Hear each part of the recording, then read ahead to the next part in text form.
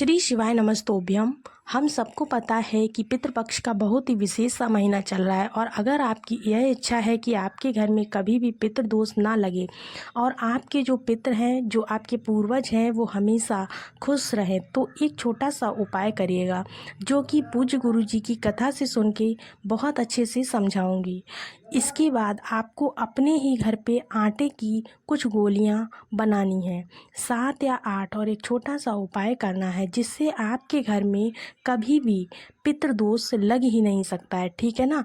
बहुत आसान सा, बहुत छोटा सा उपाय है, तो समझने की पूरी कोशिश करिएगा। जैसे यहाँ पे आप सभी को आटे की गोलियाँ बता दें, आटे की गोलियाँ बनानी है। बहुत बड़ी बड़ी गोलियाँ नहीं बनानी है, छोटी छोटी गोलियाँ बनानी है। इसके बाद आपको क्या करना है, उन आटे की गोलियों को जब बनाना है तो आप सुबह आटा तुरंत के तुरंत ही मारेंगे। मन हो तो 10 बना लो, मन हो तो 100 बना लो, 500 बना लो, लेकिन मेरा कहने का मतलब है कि 700 बनानी ही बनानी है। इसके बाद हम क्या करेंगे, मैंने आप लोगों को बताया है कि अपनी जितनी भी वीडियोज़ हैं मेरी, उसमें एक बात मैंने आप लोगों को बता रखी है कि जो 3 जीव हैं जो ज़मीन के ऊपर रहते हैं और वो पितरों के तुल्य होते हैं, कौन कौन से। सबसे पहला नाम आता है कौवे का, दूसरा जो है वो आता है गाय का, तीसरा जो नाम आता है वो नाम आता है कुत्ते का। यानी कि ये 3 जीव ऐसे हैं जो कि पितरों के लिए बहुत ज़्यादा शुभ होते हैं। जो जल में रहते हैं वो पितरों के तुल्य होते हैं। वो कौन से हैं, तो जल में रहने वालों में मछली आपको पता है कि पितरों के तुल्य मानी जाती है। ऐसी मान्यता है कि वो हमारे पितरों तक पहुंच जाता है। उसी प्रकार अगर हम जल में रह रही मछलियों को भी आटे की गोलियां, आटे के दाने को इस पितृपक्ष के दौरान पे अष्टमी तिथि के दिन, किसी भी दिन, अष्टमी तिथि के बाद में जो भी दिन पड़े उनमें किसी भी दिन अगर खिला देते हैं तो सीधा हमारे पितरों के पास पहुंचता है और इससे हमारे पितृ जो है वो तृप्त होते हैं, खुश होते हैं और हमारे घर में कभी भी पितृ दोष नहीं लगता है। अब बात ये आती है कि भैया क्या हम बहुत नज़दीक जाकर के मछलियों को डाल सकते हैं? नहीं। आप कहीं से भी, कितनी भी दूरी, कितनी भी ऊंचाई पे खड़े होकर मछलियों को आटे की कुछ गोलियों को आपको डालना है। और डालने का तरीका मैंने आपको बता रखा है कि क्या नाम लेके डालोगे।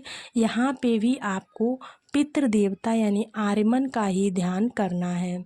किसका ध्यान करोगे? पितृदेवता आर्यमन का ध्यान करोगे। ठीक है। आटे की कुछ गोलियां लेनी है आपको, मछलियों को खिलानी है। एक और डाउट है, हम लोग बहुत बड़े शहर में रहते हैं, हमारे घर के आसपास में जो है ना कोई भी मछलियां नहीं है। अब हम क्या करें? तो अगर आपके घर के आसपास में कोई भी नदी, तालाब, सरोवर नहीं है तो आपको क्या करना, आपको जाना होगा पीपल के वृक्ष के नीचे। ठीक है ना। क्योंकि जो पीपल का पेड़ होता है वो भी किसके तुल्य होता है?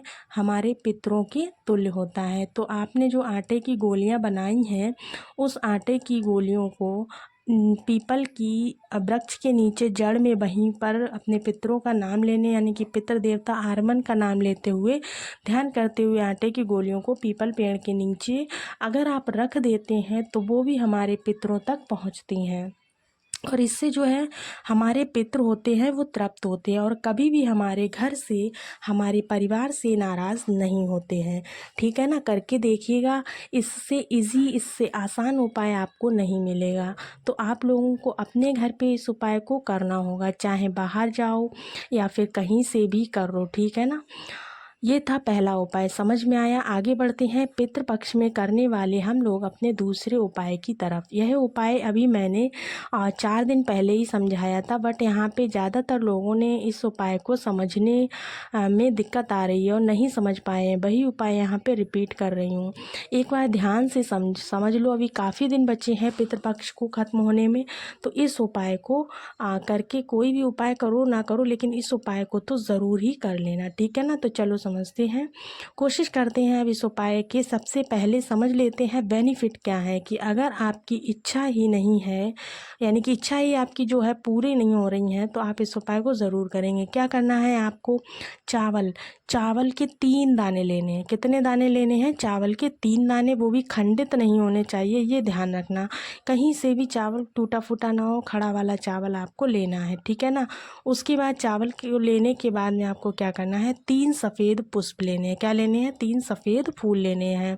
यहाँ पे आपको सफ़ेद फूल जो है गुलाब का भी ले सकते हैं, चमेली का भी ले सकते हैं, जो भी आपको मिल जाए। अब क्या करना है आपको, कोई ज़रूरी नहीं है कि गुलाब का ही फूल लो, कोई सा भी आपको जो भी सफ़ेद फूल मिल जाए वो आप ले सकते हो, आपके घर के आसपास जो भी हो, ठीक है ना। 3 चावल के दाने लेने हैं, इसके बाद 3 सफ़ेद फूल लेने हैं, एक छोटी सी कटोरी लेंगे। उस कटोरी के अंदर आपको 3 चावल के दाने डालने हैं और इसी तरह से इसी कटोरी के अंदर जो 3 फूल लिए हैं वो भी आपको डाल देने हैं। दोनों चीज़ें आपने डाल ली हैं। उसके बाद आपको क्या करना है, उसके बाद आप इस कटोरी को उठाना और आपके घर के एक जो मेन गेट होता है ना, मेन गेट, उस लोहे वाला हो या फिर लकड़ी का हो, उससे मतलब नहीं है। मेन गेट जो हो ना, उसके पास जाकर जब अंदर एंट्री लेते हैं तो आपको लकड़ी का मेन गेट जो दिखाई देगा, उसी गेट के पास आपको क्या करना है, इस कटोरी को रखना है, ठीक है। आपको अपने लेफ़्ट साइड यानी कि उल्टी तरफ, बाएं तरफ इस कटोरी को रखना है। उस कटोरी को रखने के बाद अब आपको एक चीज़ का ध्यान रखना है, कभी भी कोई भी चीज़ उपाय करो तो चौखट के अंदर नहीं करना चाहिए। कहाँ पे करते हैं? चौखट के बाहर करते हैं। आपको उस कटोरी को रखना होगा चौखट के बाहर, रात भर रखी रहने दें, शाम के टाइम पे रख दो, पूरी रात रखा रहने दो। उसके बाद लेकिन जब रखोगे तो उस कटोरी को किसी भी प्लेट से या किसी भी चीज़ से ढक देना, क्योंकि खुली नहीं रखना है, ठीक है।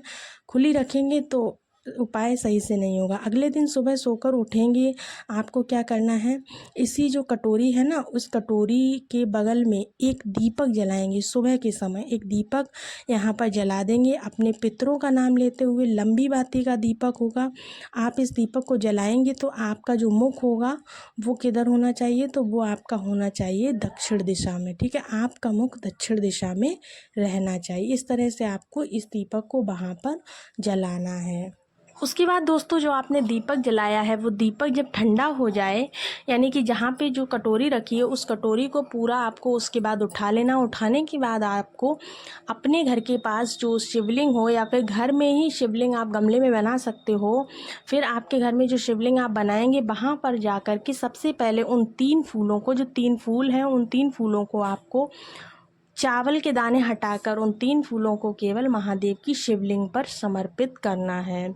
एक नाम बोलना है आपको इस जगह पर। कौन सा नाम है? वो नाम है आपका पितरों की बेटियों के 3 नाम जो होते हैं ना, कौन कौन से नाम होते हैं, वो 3 नाम आपको यहाँ पर बोलने हैं। पहला नाम होगा मैना, दूसरा होगा धन्या और तीसरा होगा कला। क्योंकि ये तीनों ही पितरों की बेटियां हैं तो इनके नाम से ही आपको इस उपाय को करना होगा। स्मरण करते हुए उनका तीनों फूल और तीनों चावल के दाने आपको महादेव की शिवलिंग पर माता अशोक सुंदरी वाले स्थान पर समर्पित करने हैं।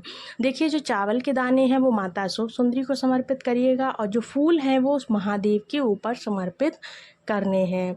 जो भी व्यक्ति इस तरह से नाम लेकर उनका स्मरण करते हुए अपने इस उपाय को करता है, उसको कभी भी पितृदोष नहीं लगता। उसकी जो भी मनोकामना होती, जो भी विशेष इच्छा होती है, वो सारी इच्छाएं पूरी होती है। अभी मैंने कुछ दिन पहले ही इस उपाय को बताया था, लेकिन लोगों को समझ में नहीं आया था कि कटोरी कहाँ रखनी है, कहाँ पर रखनी है, दोबारा से वापस उठाकर कहाँ पर रखनी है। इस वजह से मैंने इस उपाय को रिपीट किया है। तो आप बार बार कह रहे थे आपको कोई उपाय करो ना करो, दिक्कत हो ना हो, पर आप इस उपाय को ज़रूर कर लेना बचे हुए पितृपक्ष के दिनों में। तो इस उपाय को करने से आपको बहुत ज़्यादा फ़ायदा होने वाला है। तो चलिए दोस्तों, उम्मीद है कि आज की वीडियो में बताया गया उपाय आपको अच्छे से समझ में आया होगा। मिलते हैं नेक्स्ट वीडियो में। तब तक के लिए श्री शिवाय नमस्तोभ्याम, हर हर महादेव। अगर किसी प्रकार का डाउट है तो आप कमेंट्स बॉक्स में कमेंट्स ज़रूर कीजिएगा।